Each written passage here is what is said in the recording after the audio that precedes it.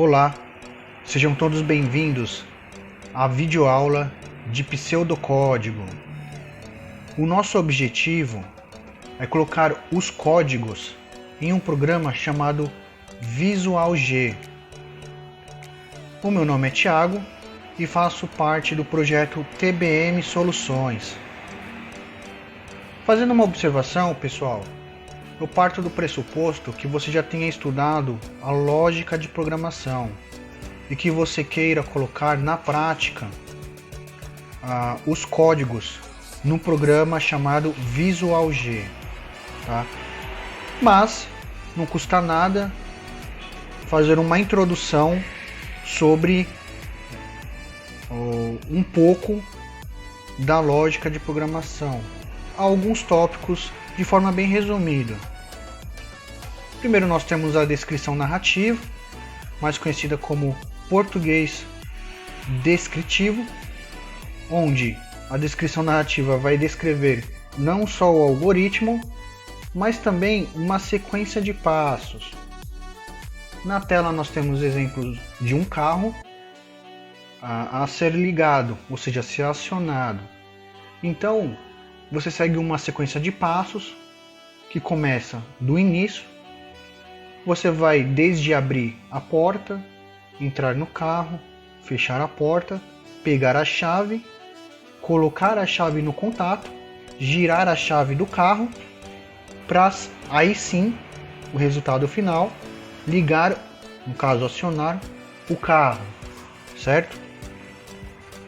Nós temos também o modo gráfico, mais conhecido como fluxograma, onde nós vemos na tela alguns símbolos. Esses símbolos representam várias funções, por exemplo, iniciar, finalizar um algoritmo, a entrada e a saída de dados, enfim, processamento, o processo de decisão, a direção ao qual o fluxograma, esse modo gráfico, se direcionará, entre outras coisas. E nós entramos no assunto do objeto de estudo, o pseudocódigo, mais conhecido como o Portugal. O Portugal, ou pseudocódigo, não é uma linguagem de programação, porém ele se aproxima bastante de uma. Ele é uma introdução para que quem entre na área de programação já tenha uma noção do que vai ver pela frente, né? Então, para realizar uma programação propriamente dita, certo? Como outros programas, exemplo, Java, C Sharp, enfim, entre outros, PHP. Ele executa os códigos, ao que nós programadores chamamos de rodar os códigos, tá? E ele tem uma estrutura bem simples. Ele tem um início e tem um fim. Ou seja, é um algoritmo que ele é finito. E a estrutura dele é a declaração das variáveis e o código propriamente dito. Nós vamos ver ao longo da videoaula, principalmente na videoaula 2, essas codificações, esses códigos, essas variáveis, certo? Novamente, parto do pressuposto que você saiba o que é uma variável, né? O que faz parte da lógica de programação. Porém, se você não souber, não há problemas, nós vamos aprender ao longo do curso, das videoaulas. E ao desenvolver esses programas, nós colocaremos todos esses conceitos abstratos que nós aprendemos na lógica de programação em um programa concreto, né? Um programa propriamente dito, que é o Visual G. Então eu vou ensinar para vocês como é que baixa o programa do Visual G. Eu vou deixar o link do site na descrição, correto? Então, pessoal, continuando aqui, você entra no Google, digita Visual G Download, tá?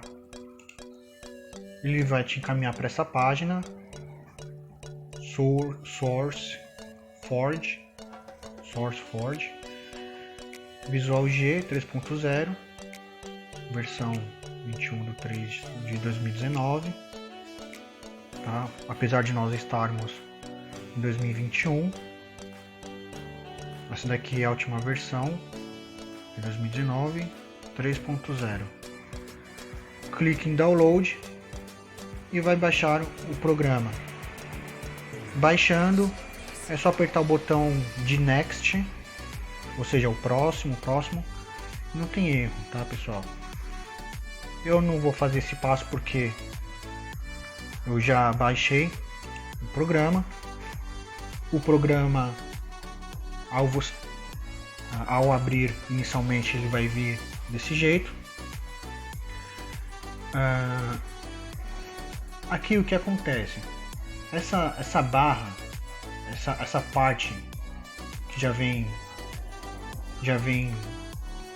prende alguns dados, algumas informações prévias, né, já vem automaticamente. São informações automáticas que podem ser eliminadas. Por quê? Quando você tem um barra, né, você digita barra e coloca alguma coisa, por exemplo, Thiago, isso significa que você está comentando o código, tá? Essa é a primeira lição aí. O comentário do código não interfere no código em si. Ou seja, quando você estiver codificando no programa Visual G e você tiver um comentário, por exemplo, isso que você digitou de comentário não vai sair na execução do programa, não vai interferir no sentido de dar erro, não vai acrescentar nem tirar nada, tá? Isso é apenas para você. O código serve para você, no caso, o comentário serve para você comentar o código para que você não perca o passo, para que você descreva, caso alguém veja o seu código, qual que é o sentido desse código que você criou, né? Enfim, ou para a sua própria orientação ou para a orientação do próximo, de quem ver os seus. Então nós podemos retirar esses comentários que já vêm de forma prévia, tá? Porém eu vou fazer um comentário. Eu vou inserir comentários aqui, já que já tinha uns comentários, mas sem essa poluição visual. Note que aqui é a parte que nós iremos desenvolver o algoritmo propriamente dito, tá? Essa parte da direita, na parte superior, nós veremos quando nós executarmos o código do programa, as variáveis. Aqui está escrito áreas das variáveis de memória, ou seja, as variáveis que você criou e ficaram alocadas na memória. E na parte de baixo, áreas de visualização dos resultados.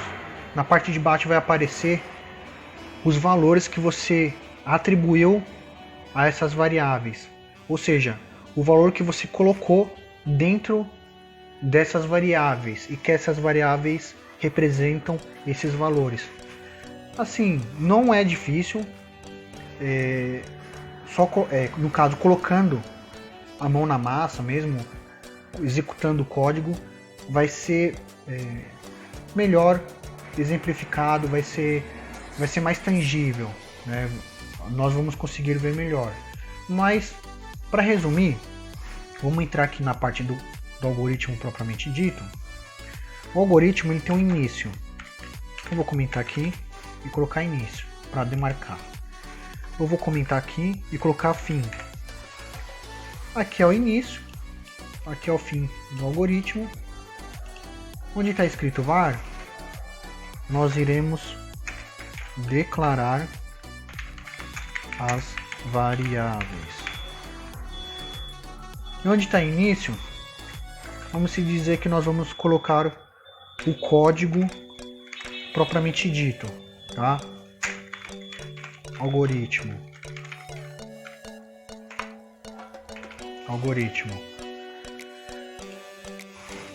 O código, um programa, ele tem um nome.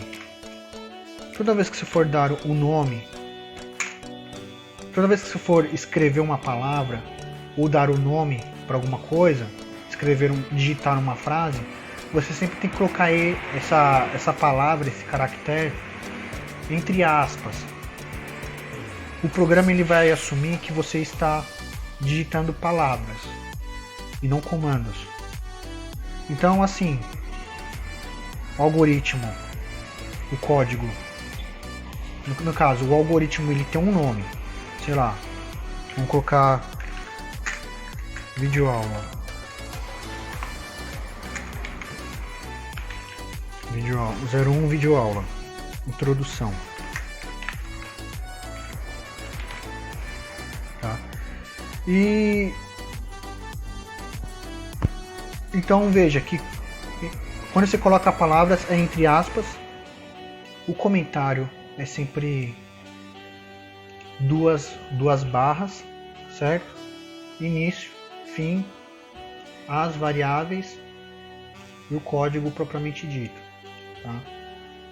Na próxima videoaula de número 2 nós entraremos no código propriamente dito e vamos dar exemplos de mais algumas coisas, mais algumas funções, o que nós podemos fazer dentro desse programa Visual G. Espero que você tenha gostado da videoaula e te espero na videoaula número 2 e bons estudos!